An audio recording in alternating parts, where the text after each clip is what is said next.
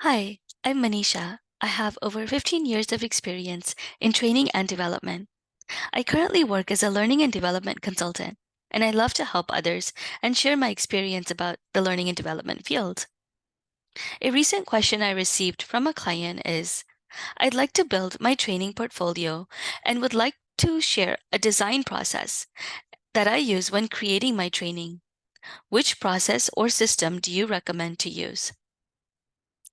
Well, the design process that I use when creating training is the ADDIE model. This ADDIE model is one that I refer to time and time again because it's one that I have found useful and helpful as I create training. The ADDIE model stands for analysis, design, development, implementation, and evaluation. In the analysis phase, I meet with stakeholders to gather what is needed for the training and complete the needs assessment questionnaire. I use a template for this, and I add in specific questions depending on the type of training it is. For example, if the training is off the shelf or more customized. So depending on the type of training, the questions will vary a bit. I then gather data such as past trainings on the same topic, any resources that may be available to use for the training, and any people that I can reach out to for guidance. I analyze the trainings and resources as well and see if they how much of them of the resource can be utilized. I fill in the needs assessment document accordingly and I share it with all the stakeholders. I usually create a SharePoint folder or a Google Drive folder, and I house the important documents in one place so it's easy to access for all the team members.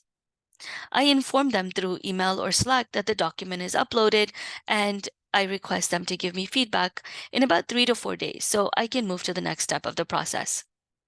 If I do receive feedback or any more information about the training, I update that document and um, then move on to the next phase. Remember that the more detailed this questionnaire is that you create, the better it is. So really think through what are the answers that you need to be able to deliver a really great training. I also fill in the design document, which then which contains the project scope. So that gives you more detail about what the project looks like. And there's a template that I use for that as well. And when I'm done filling out this design document, I share this document with stakeholders in the same folder. I update it as needed if I receive more information from the stakeholders. And I then meet with the subject matter experts or the SMEs to plan the method for receiving the content for the training. So depending on the duration of the training, it could be throughout the next few days or the next few weeks. So it also depends on how long the training will be and if it will be and the type of training it will be. I then move on to the design phase. By this time, I have all of the content that's needed for the training. I begin designing the course itself. I create a storyboard, which is an essential piece. It includes what will be in the training slide deck, text, visuals. It includes the learning objectives, an outline of the training, the activities, the exercises, quizzes, strategies to implement, etc. It's going to be one step past the design document because it will be more detailed than the design document and it will give stakeholders a more clear idea of what the training will look like.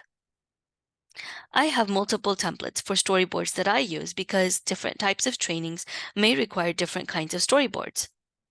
For example, a training through PowerPoint will require a storyboard that is more slide-based and may have an area where there's animation and things like that available.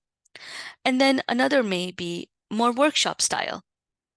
So when you're done with this storyboard, go ahead and share it with stakeholders. Usually I'll put it in the same folder with the other documents, either the SharePoint folder, a Google Drive folder. I've also used Dropbox in the past, so it depends what you use.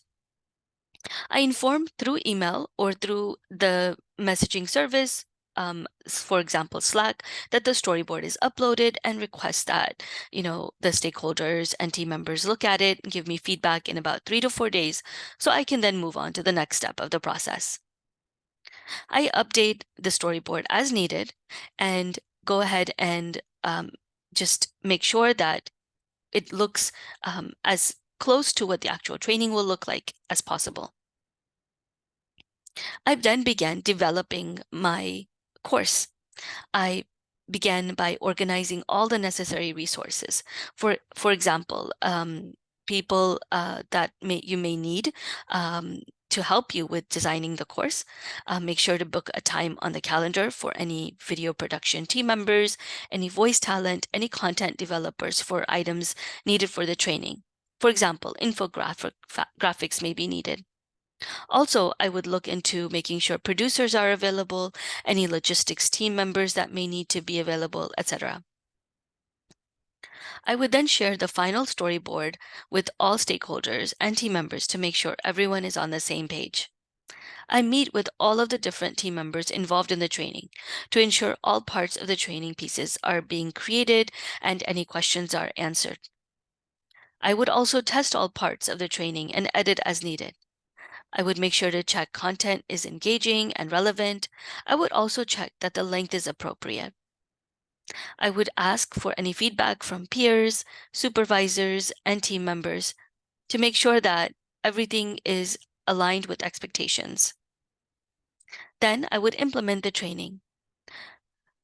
Depending on if the training is an iteration or if it's the first time running. If it is a first time, then I would pilot the training to a small group of learners and request feedback through surveys or focus groups.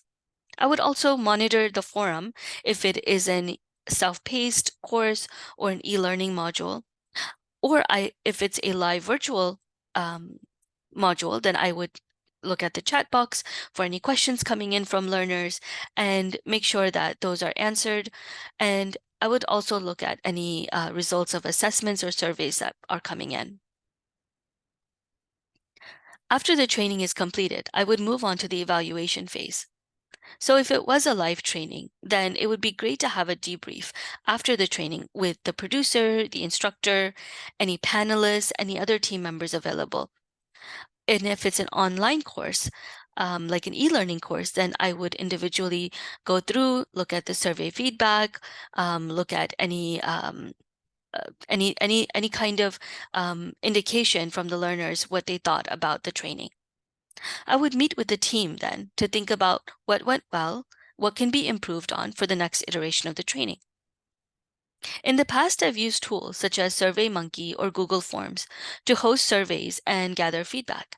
But there are other tools out there as well that you can look into. I would then create an evaluation report with actions that can be taken to improve the training. If you're interested in learning more about the learning and development field, I have a course that I've created about my journey. And if you're interested in learning about the course, please email me at riselearningdesign@gmail.com. I've put that in the description box as well. Please like and subscribe if you found this information helpful. You've got this. Go and use the ADDIE model to create some amazing training courses. See you next time.